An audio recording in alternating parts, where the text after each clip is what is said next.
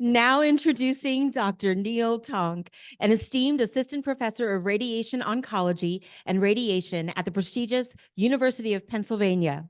Dr. Taunk brings a wealth of expertise, having completed his residency training at the renowned Memorial Sloan Kettering Cancer Center and his medical and graduate education at Rutgers University Robert Wood Johnson Medical School. Specializing in brachytherapy and advanced radiation procedures, he currently serves as the chief of the Gynecologic Radiation Service and Brachytherapy Services at Penn Medicine. Beyond his clinical pursuits, Dr. Taunk is dedicated to advancing the field through his research in molecular imaging and therapy with a focus on enhancing outcomes for women facing gynecologic cancers.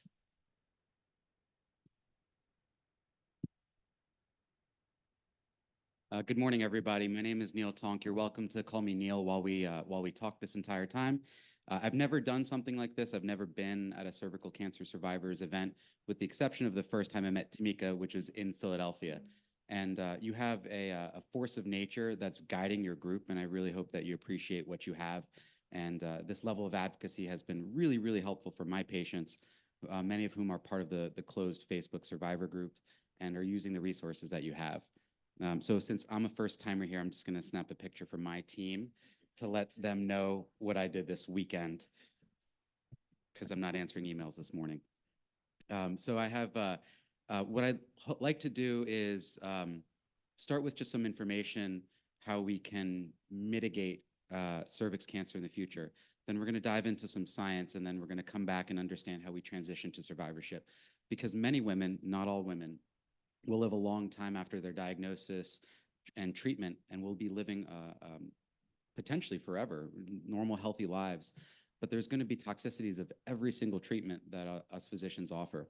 And we're trying to be more mindful of those things. I'm not sure what the format is, but you're welcome to interrupt with questions if you need. And my email address is on the bottom, so if you have questions afterwards, just email me. We'll go to the next slide. And then the next slide. So an ounce of prevention is worth a pound of cure, and we're going to talk a little bit about vaccination. You're going to have, I think, 2 more talks that discuss vaccination later today. But I think it's so important because we can make cervix cancer essentially a legacy cancer. Next slide. So in the United Kingdom, routine vaccination against HPV was introduced in 2008, originally with a bivalent cervix vaccine, which guarded against the 2 most common subtypes of HPV. And that was replaced by the quadrivalent Gardasil vaccine in 2012. Cervix is no longer available in the United States. That's fine. We use Gardasil 9, which guards against the 9 most common subtypes.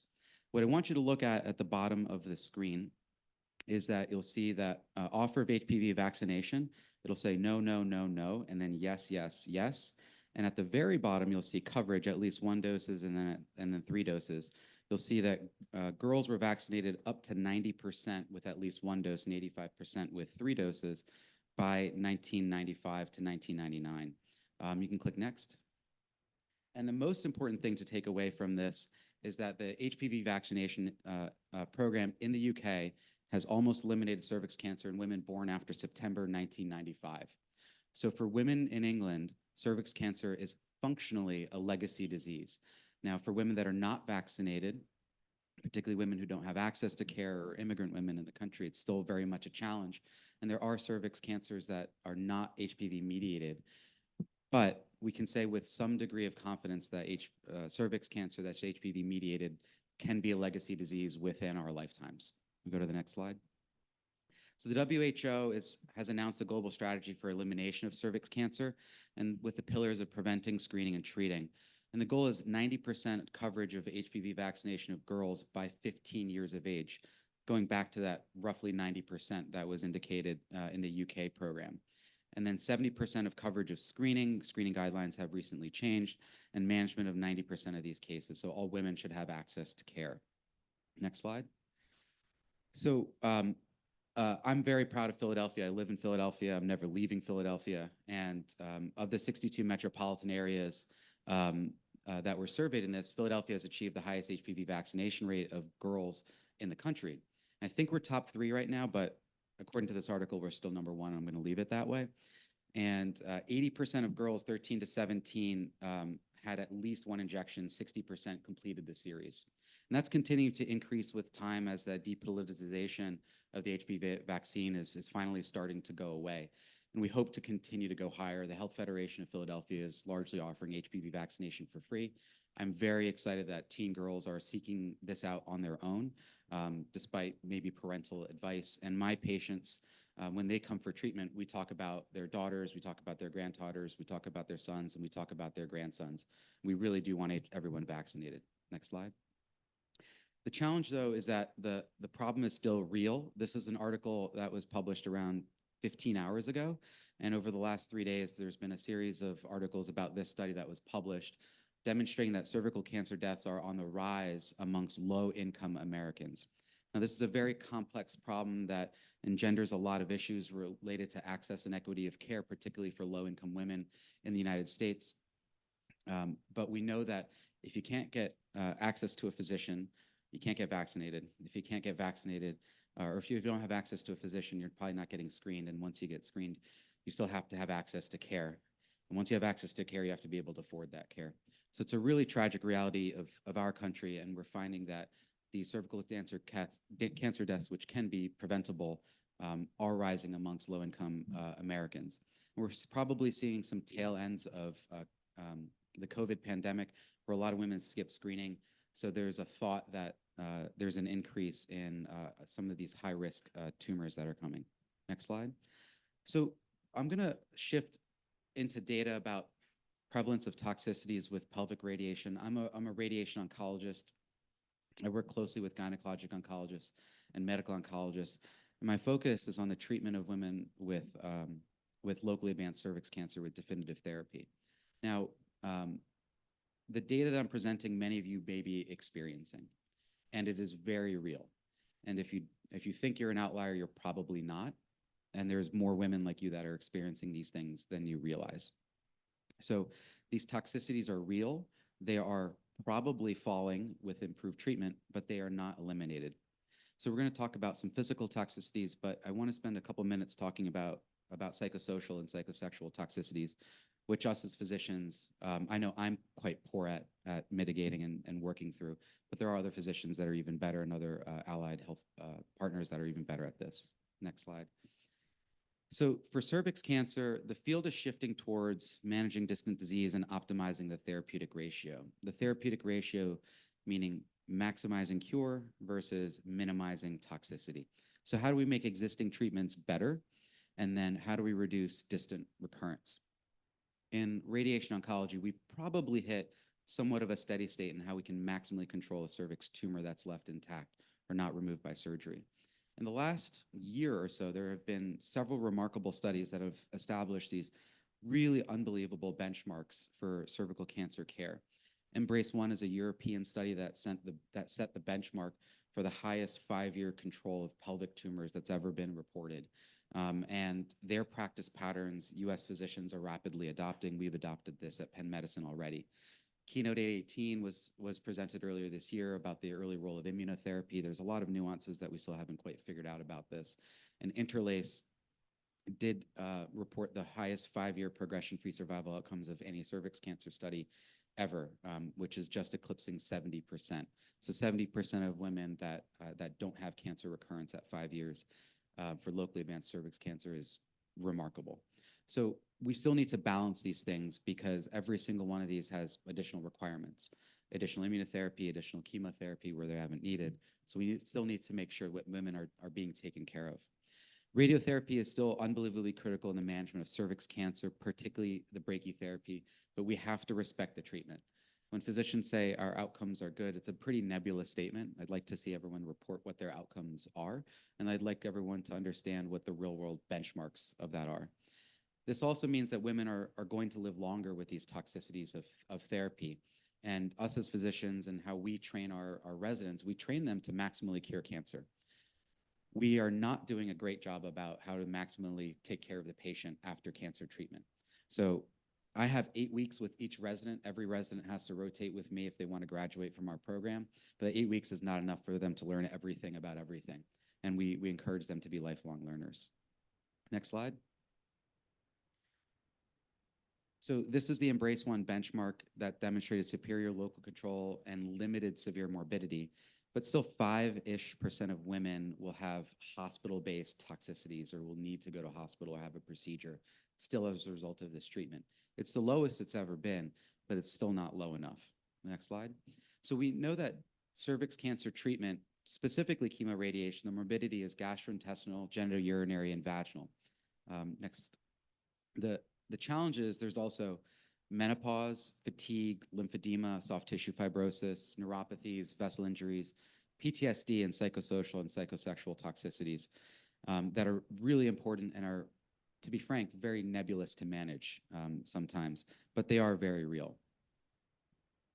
So we'll go to the next. So the toxicities from pelvic radiation are defined by dose and volume and time.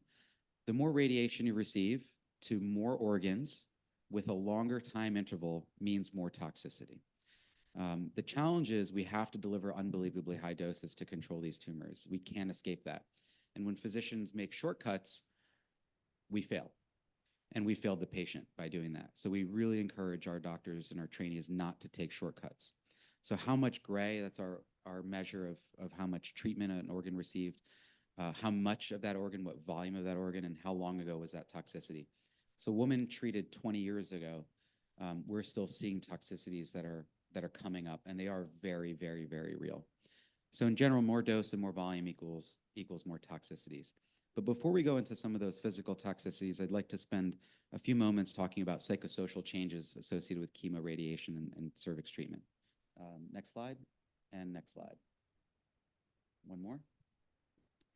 So up to 91% of patients with cervix cancer worry about their risk of recurrence. So this is every single one of you. And this is every single one of my patients. And to say that they don't worry about it coming back is pure insanity, because every single woman has it on the back of their minds. We know that mood disturbances are frequent. We know that they're higher in prevalence in patients with lower educational levels, that are unemployed, that have other medical issues, they're older, and they have lack of social support.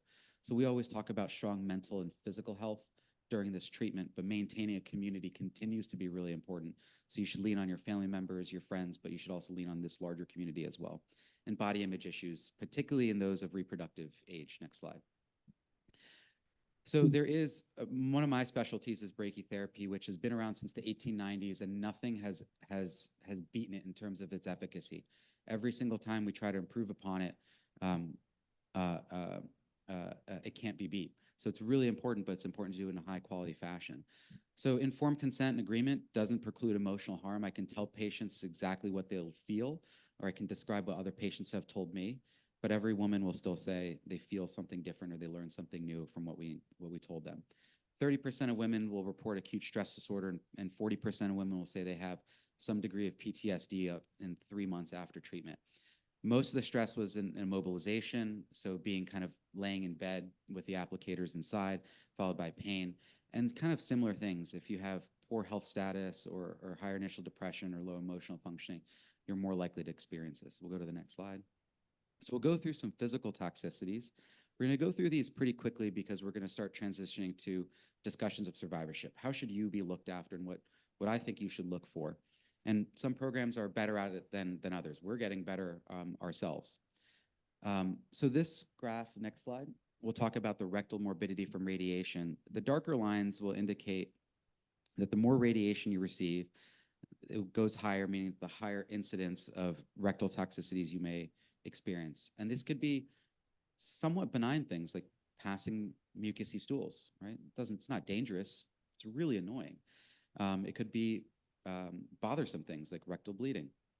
Might not be dangerous, but is annoying and is very distressing. Or it could be significant rectal bleeding, or worst case, something like a fistula or necrosis or chronic pain. Next slide. Urinary morbidity is largely what we call lower urinary tract symptoms, frequency, incontinence, cystitis, bleeding, which is hemorrhagic cystitis, or worst case, the fistula. And the more disease a woman has at presentation, the more likely she's going to experience these side effects. These side effects are also probably weight related. So overweight women may experience these side effects at a higher rate. So 20 to 30% of women will need medications for urinary symptoms, going up to 5 years out, and that never really levels out. It's going to increase. We'll go next slide. 30% of women will describe some degree of GI upset, meaning that they have loose bowel movements, chronic diarrhea, or they're just different from prior to radiation. And that's also very real. What is heartening is that the number of women that have high-grade toxicities or things that might lead to hospitalization are much lower. But these low-level things that you're like, I really just want to feel normal again, 30% or more of women will never really get there. And that's also real. Go to the next slide. So vaginal morbidity and sexual toxicity is very real. Late vaginal symptoms are in high as 30% of women. That could be vaginal bleeding, pain with intercourse, or vaginal dryness. We know that the predictors of this are too much radiation or radiations that's not planned in a high quality fashion, initial vaginal involvement as well. And there are strategies to reduce this that physicians, we need to coach our trainees to be able to take out into their own practices. We're in 2023, we still have practices in Eastern Pennsylvania that are using legacy techniques. And these physicians, at least they're offering the treatment, which is great. The challenge is we need to really modernize these treatments because most of these women are going to be potentially cured of their cancer, but we need them to live, not just be alive, but we need them to live better. Next slide. And then finally, ovary preservation. So we try to move the ovaries and spare them best we can, but the ability to spare the ovaries are a function of how much radiation it receives and the age of the woman at the time those ovaries are moved. So moving ovaries in a 41-year-old is very different than when, like 3 weeks ago, we asked the ovaries to be moved in a 22-year-old. And those patients will have different outcomes. So 40 to 60% will maintain the function, but there's a lot of factors that go into maintaining that. And why this is important is not just on fertility, but it's mostly on estrogen. And estrogen is unbelievably important in making women feel their best selves up until natural menopause. So let's shift to surveillance. Let's go to the next slide. And one more. So once women finish, they're like, now what? Like they finished their treatment. We say congratulations. We might give them a certificate or like a T-shirt, which is cute. It's a little hokey. We do it. We're not going to stop. But they're like, well, now what? And once we start spacing out their follow-ups, then they start freaking out. They're like, you don't want to see me for 6 months? I'm like, nope, don't come back. Don't want to see you. Like, if you have questions, please message me, but like leave. Go have brunch with your friends and then come back in 6 months. So what we're doing is leaving patients out in the lurch. We're not leaving them empowered to feel that they can just go live their own lives. And we really want them to. So what defines survivorship, and this is from cancer.net, is having no signs of cancer after finishing treatment. It's a very medical term. I think a more holistic term is living with, through, and beyond cancer. So it begins at diagnosis and continues during treatment and through the rest of the person's life. A very important point that I got from this website is the term survivorship sometimes doesn't feel right. You were talking about 90% of women are worrying about recurrences. Like, how is that surviving? Like, I'm alive, but am I thriving how I want to be? And there's also a fair amount of survivorship guilt. So women have gone through treatment. Some of their friends or partners may not have. Some women will meet other women in our waiting rooms, and they're going to have different experiences and different outcomes. Go to the next slide.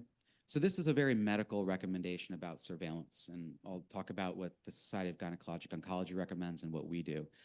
But we try to minimize the amount of invasive surveillance options, mostly because in large studies of women, they're not demonstrated to detect recurrences earlier or be useful. Now, if there are symptoms, they can be very helpful.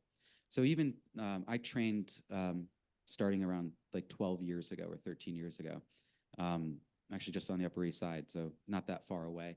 And my mentors were doing annual pap smears for women that had chemo radiation, and that's been not recommended for a number of years. And we eliminated that in our practice a few years ago. So getting this pap smear may lead to abnormal cells, which leads to a biopsy, which is not necessary. So we just stopped doing it. Some physicians will recommend annual imaging or every 6-month imaging, and the data doesn't demonstrate that. So we call it scanxiety. I'm sure you've heard the term. It's real.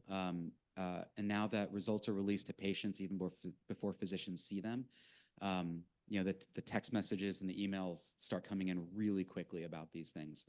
So to mitigate scanxiety, but also in a data-driven fashion, if your first post-treatment PET, if you have locally advanced cervix cancer, goes to negative, we never scan you again unless there are symptoms. And that's data-driven, but I think it's also patient-centered. Go to the next slide.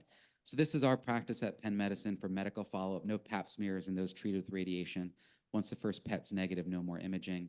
Pelvic exams for every 3 months and 6 months, then annual. And then plus minus HPV vaccination if they've never had it. We recommend it. But the bottom half is actually the most important, supportive follow-up. So replacement estrogen with those with POI and premature menopause. Our nurse practitioner, Emily Smith, is an absolute titan. She leads our estrogen replacement program. So every woman under the age of 50 that experiences premature menopause, they get sent to Emily, and she works with our REI partners, and they get replacement estrogen. Estrogen's a good thing. It's important. It's important you know about it, but radiation oncologists, we need to get better about recommending it. Pelvic floor therapy, cervical cancer support groups, family health and sexual medicine counseling, and then counseling in general. Next slide. This is a summary of how we would manage the late toxicities in pelvic radiation. A really big challenge, though, is that it's unclear what the scale of help of every single one of these interventions are.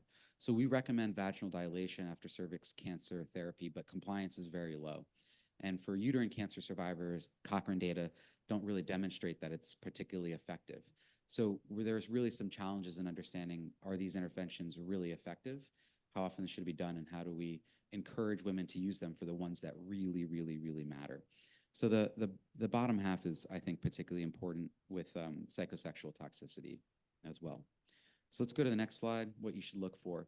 So for patients that are receiving cervix cancer treatment, you should have comprehensive access to an experienced gynecologic oncologist, a radiation oncologist with access to modern brachytherapy techniques, and a medical oncologist if available.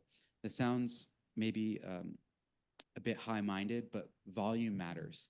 And I would really encourage patients to go to places that do a lot of this. Our center, I started 7 years ago at my practice. Our practice is wildly different now, and I think a more patient-centered way. For example, we never did brachytherapy implants under anesthesia. My old partners did not, and I refuse to do them without anesthesia. I think it's important. We eliminated the number of practices that do cervix brachytherapy to consolidate them. Access to social workers, nutritionists, and in survivorship, really just access to additional resources if you have them available. So next slide, these are some additional resources you can look up. And I'd like to just thank my team. Next slide. This is the Gynecologic and Breast Cancer Radiation Group. And really it's not a lot of doctors, but it's a lot of support. And that's how we make sure that women not only get through treatment, but they feel well through treatment, and they feel well for the rest of their lives. Thank you.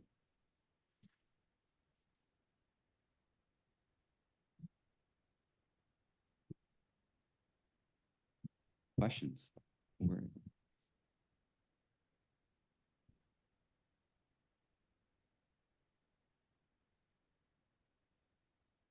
Someone else? Hi, my name's Danielle Merzada, and I just wanted, if you could speak a little bit more about the medical follow-up piece. I think my follow-up is essentially exactly reversed from what Penn Medicine does. Okay. I had pap smears every 4 weeks for a minute there. NED just over a year ago, stage 2B AYA, and I got a lot of imaging, like more PETs than my insurance wants to handle, CT scans within 6 weeks of PETs, like really, really opposing. So could you speak on how do I bring this in the right way to my team? And maybe is it stylistic, or can you just jump into that a little bit? Yeah. Thank you. So congratulations on finishing treatment a year ago and getting to NED. It's pretty cool. There's a lot of style and there's a lot of legacy practices. What we choose to do is an agreement amongst all of our physicians, and different practices will choose to adopt maybe slightly different practices that work for them, maybe based on other providers' experiences. The Society of Gynecologic Oncology, the 2017 guidelines are reasonably clear in terms of de-escalating some intense surveillance. I think it would be appropriate to ask your physician, are all these tests particularly necessary? The data doesn't necessarily support this intensive surveillance afterwards. Now, for patients that have exceptions, maybe they have additional symptoms, maybe their cancer was decreasing in a certain way, intensive surveillance is very important. So this is not to say that no one should do this, but I would argue that this type of intensive surveillance should be the exception and not necessarily the rule. Thank you. I have another question over here. Hey, Jennifer Young Pierce. Yeah, I was going to say the 3-month PET is standard of care. And sometimes there are scans after that to follow up if it was not completely cold. That is correct. I had a question for you about dilators. It's come up here and kind of what your team does and recommends. And obviously, you know, the thing we know doesn't work is handing a woman a medium-sized dilator and saying, good luck. No. So tell me kind of how your team handles that. I did one addition to your comments. Most women treated with radiation still have a uterus in situ and need combination Correct. estrogen and progesterone therapy, not estrogen alone. But we see that happen, unfortunately, sometimes. So, yeah. Yeah, Cool. correct. So Dr. Young-Pierce is correct. If that PET doesn't go to negative, we will follow that with a subsequent PET image until it does go to negative. But once that goes to negative, we're done imaging a patient. And for all women with an intact uterus, they get combination estrogen progesterone therapy. For women without a uterus, they get replacement estrogen alone. In terms of dilator therapy, last year there was a publication from the Embrace investigators that did demonstrate that improved adherence to dilator therapy or penetrative sexual intercourse can lead to improved vaginal symptoms, particularly vaginal narrowing. That's probably amongst the first studies to demonstrate that. So I would love to say that our practice is rock solid in terms of dilator adherence and dilator adoption. The data would probably speak to otherwise. I would say roughly half of our women will encourage our dilator, will use the dilators as recommended. There's different levels of how to recommend dilator use. So there's complicated recommendations. Some physicians have recommended 3 to 5 times a week, 20 minutes with active dilation, which the data doesn't support. We recommend something very simple, 3 to 5 minutes, 1 to 3 times per week that could be supplemented with penetrative intercourse as an alternative. We hand women kits and we encourage them to try different sizes and we discourage them from sizing up. We talk about this as maintenance and not exactly growth. We've had a couple women that say, oh yeah, I tried to graduate to the next size. I'm like, please don't. You're not going to have a good time doing that. So we're just maintaining where we are. We're also a bit upfront in saying dilators are very medical. They're very medical looking. They have different textures. They have different sizes. And we encourage women to go to adult shops and then try out different things on their own as well. We just write down the names of the shops that are actually right by our center and just hand it to them. And they actually know where the patients are coming from. So adherence is poor. I think every physician thinks they're doing a phenomenal job with it, but in reality, we're really not. We also don't try to make patients feel bad if they're not doing it, right? There's a lot going on, and the best you can is the best you can. Thank you. We have one more question here. Thank you. Hi, Dr. Taunk. Thank you so much for coming here and speaking. My name's Larissa Sellers. I'm from Oklahoma City and I have stage 4 cervical cancer. Initially, I was diagnosed with stage 3C. I went through a 56-day treatment plan of cisplatin once a week, radiation 5 days a week, and 5 brachytherapy sessions, brachytherapy. And I was explained sort of the side effects and things, but as you said, you don't really know until you get through it. And for me, I realized it was very traumatizing. And what I struggle with mainly now, and I'm sorry if this is like graphic, but is rectal and bowel issues. Every bowel movement I have is extremely painful, like a 7 out of 10 painful, where I'm like grabbing a towel and trying not to scream. It's often just completely bloody. I've been told to take, Miralax and this and that, and I've been given a suppository, but is this just going to be my life? Like, I guess sorry. Yeah. So hopefully not. The challenge is once these long-term side effects are established, they're usually treated and managed, but they don't necessarily completely go away. Now, what I can't speak to is if you've had an endoscopy and they've seen things or not seen things. There are some interventions, for example, for rectal bleeding. We send patients after conservative management, which is carafate enemas and steroid suppositories for APC, which is argon plasma coagulation therapy, with a GI physician that many GI physicians know how to do. And generally 2 to 3 sessions of APC is sufficient to mitigate the majority of rectal bleeding. Proctitis which is what you described, is an extremely complex thing to manage because it's a combination of physical pain and neuropathic pain. And it's very imperfect. So I hope that if there's additional studies that can be done that can find a thing that you can get APC for rectal bleeding, but some of this is going to persist.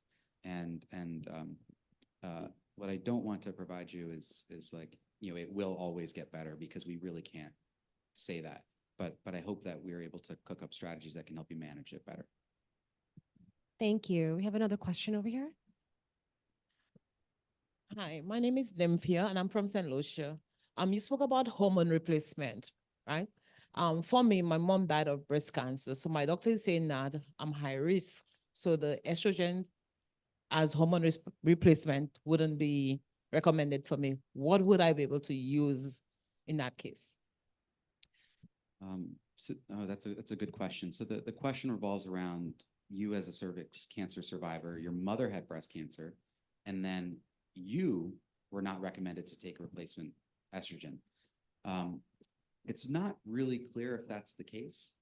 You are probably at higher risk compared to a woman who has a mother that didn't have breast cancer.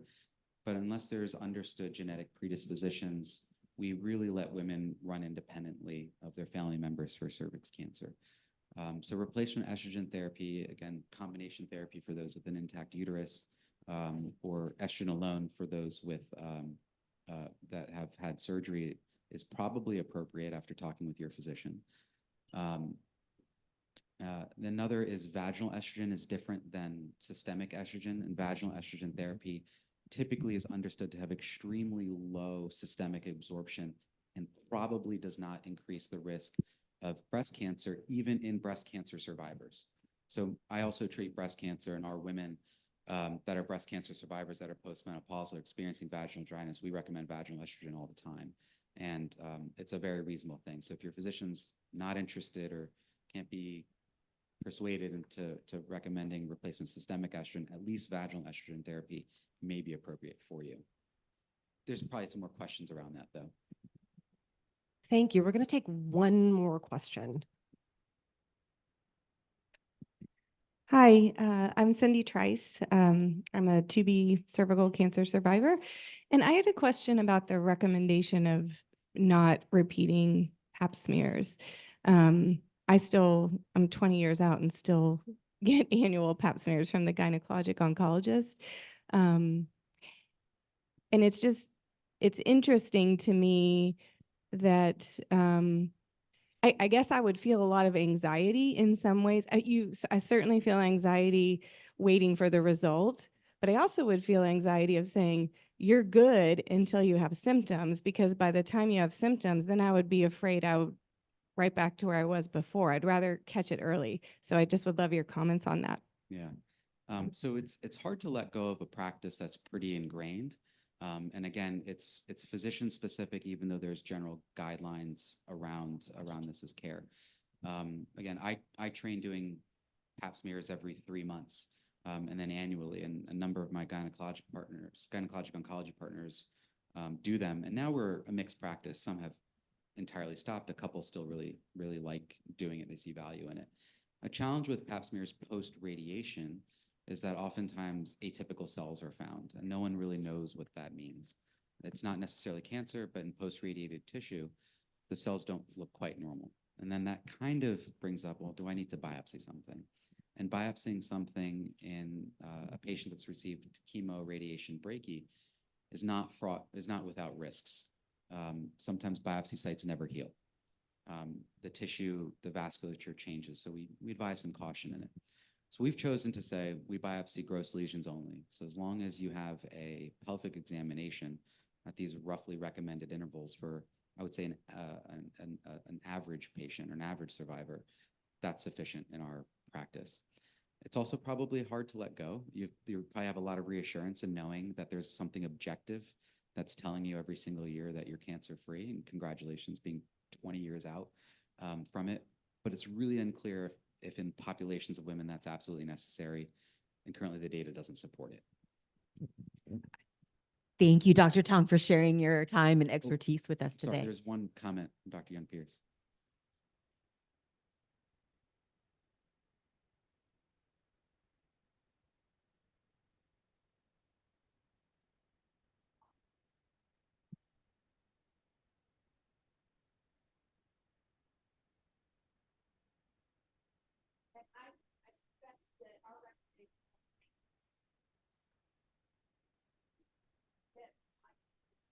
HPV testing. Mhm.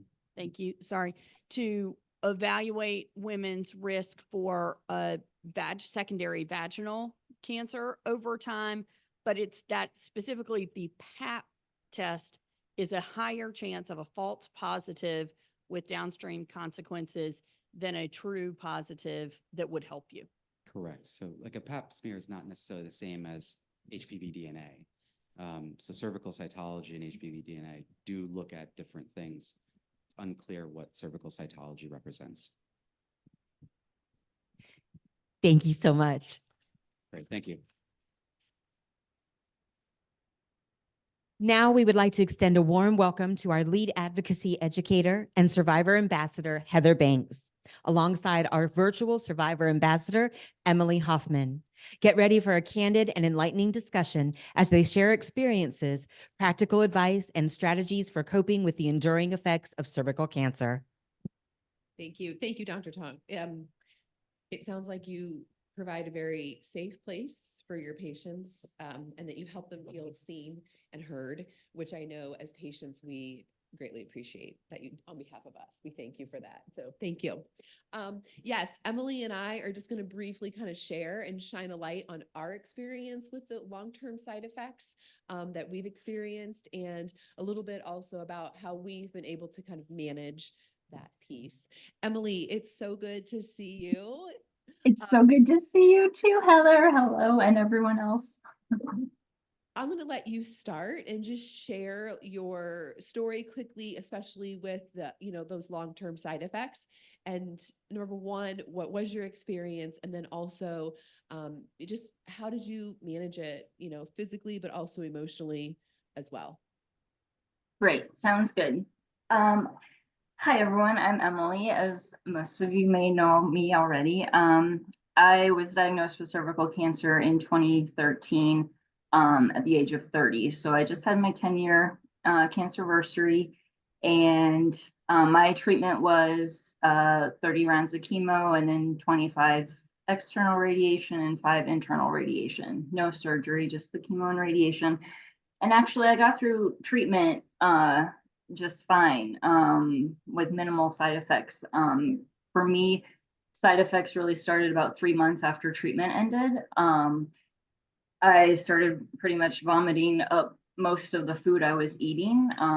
And if I was able to keep food down, it made an intense intestinal cramping and a lot of diarrhea. The intestinal cramping would start immediately after eating, and I knew as soon as it would start, it would always last at least 12 hours. It was like perfectly at 12 hours, my symptoms would start relieving themselves. So I knew once I started feeling sick that I was in it for the next 12 hours. Because of that, and because these cramps would last so long, like I was so in so much pain that like I couldn't really, walk upright. I couldn't walk whenever I was in one of these bouts. And so I pretty much spent most of my 30s sick in bed, honestly, because the next like 3 to 4 years after treatment ended, was really just bouncing around to different GI doctors locally. And my diagnosis was radiation enteritis and colitis. So the radiation just has damaged, parts of my large intestine and small intestine. But nobody really had experience with treating that, so they were trying to treat me like IBS or Crohn's or something, and by that, I mean, they were just telling me avoid dairy. And by that point, I had already figured that out myself. So I was not finding any relief. There was no way to manage my symptoms. So I was just sick all the time, obviously malnourished and obviously losing weight, because I was not able to keep food down. Eventually, after a few years, we did try hyperbaric oxygen treatment, and I did 30 rounds of that. And honestly, I do feel like that helped. It didn't, make the problem go away, but I was, for about a year after hyperbaric, I was only sick like 2 to 3 times a week instead of like 5 to 7 times a week. So for me, that was a huge improvement. Like now I could function a few days during the week. But by 2021, things kind of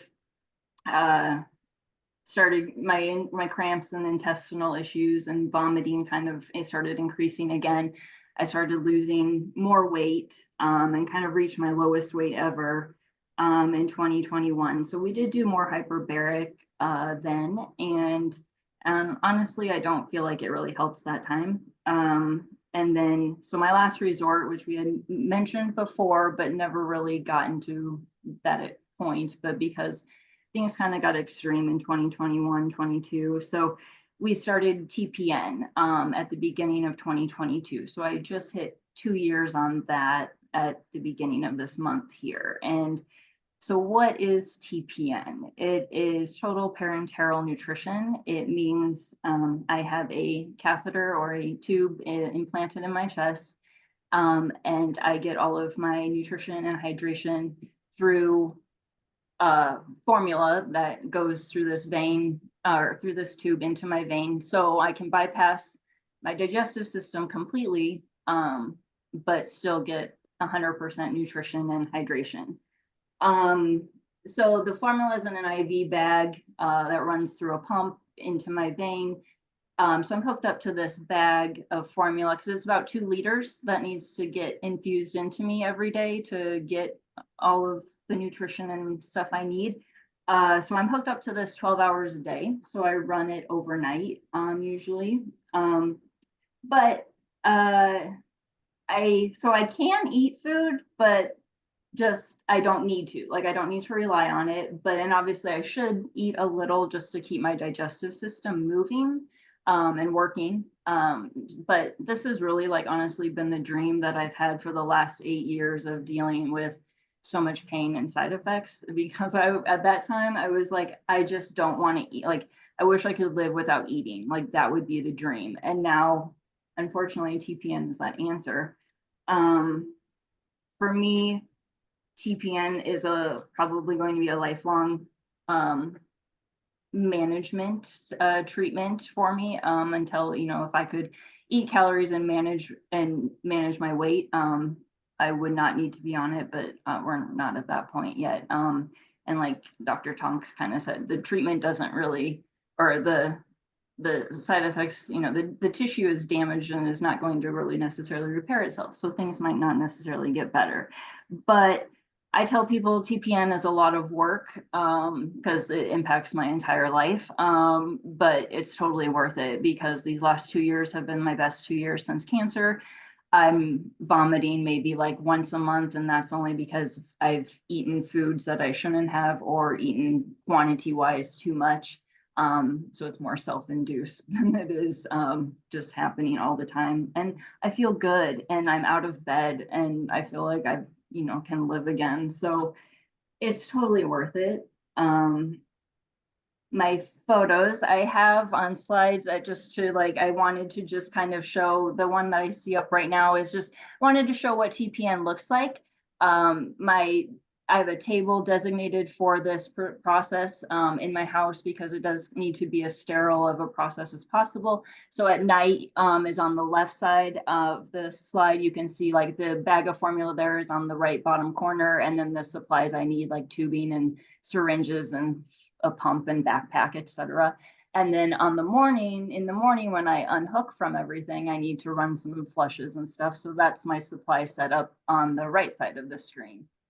On my other slides, I wanted to just kind of show, this is showing me the left side is the first week of TPN and then at 3 months. And I was gaining, when I started TPN, I gained about 4 to 5 pounds a month. So I reached my goal weight of gaining back 25 pounds in about 4 to 5 months. So this was at the 3-month mark, but it just shows a good visual of like what my site looks like, but also even you can see how I've kind of filled out a little in just even 3 months. And now you can see me today at 2 years live. But I don't know, was there another slide or not? I don't remember.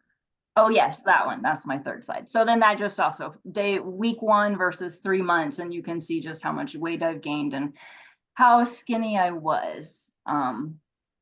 But I think like getting to then just real quickly into like, you know, what do you like in my darkest moments? I mean, I've been in had a lot of pain with intestinal GI stuff. And I think part of it is fighting for feeling better because I was so sick and it took years of people telling me they didn't know what to do.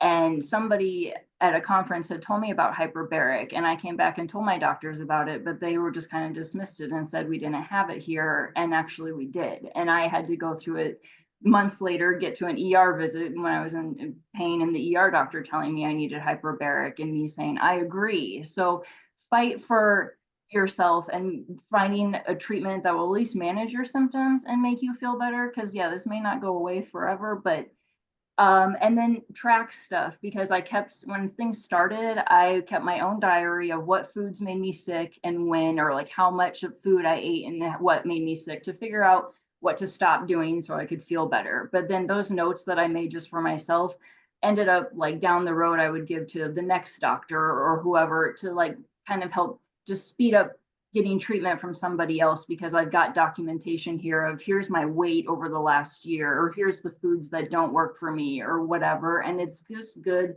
information to have for either doctors or yourself down the road.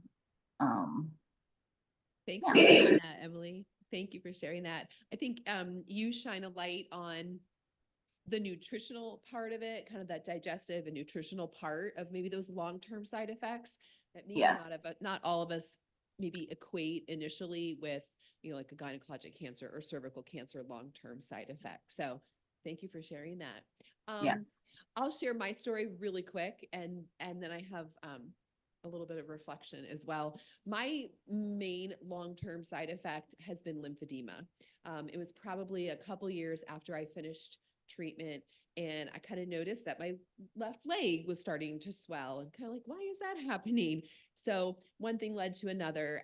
And my doctor then kind of explained to me what lymphedema was, where because of radiation and surgery and so many lymph nodes were taken out of my abdominal area, that my lymph system wasn't working as effectively, you know, as it could and as it should. And so, somehow I would get these infections, right? Somehow bacteria was entering my body. It could have been as simple as like dry skin. And my lymph system couldn't keep up with getting rid of that bacteria. And so therefore these skin infections like cellulitis would happen.